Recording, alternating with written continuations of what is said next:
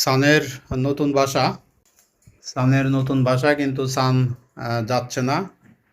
এই যে এদিক ওদিক ঘুরে বেড়াচ্ছে, হয়তোবা ঘুরে ঘুরে এক সময় যাবে। দেখা যাক, অপেক্ষায় থাকি ও যায় কি না। সান যাও, বাসায় যাও, বাসায় যাও। ওর কম্বলের চমৎকার বাসা। এটা চায়না থেকে আসছে।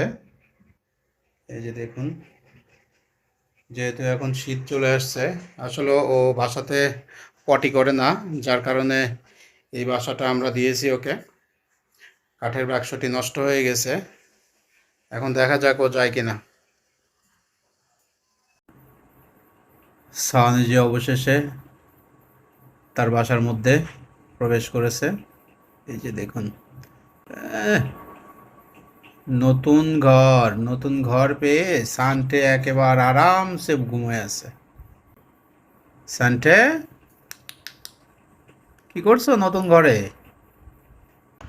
সান তার নতুন বাসা, এই যে কাঠের বক্সটাও নতুন, ও কেটে একেবারে চৌচির করে ফেলেছিল। আমরা কাঠ দিয়ে নতুন করে বাসা তৈরি করে দিছি বক্সটা। আর বক্সের মধ্যে এই যে অসাধারণ একটি ঘর, কম্বল দিয়ে তৈরি করা, চায়না থেকে আসা। এখন এটার মধ্যেও আরামে মুড়ি দিয়ে ঘুমোতে পারবে।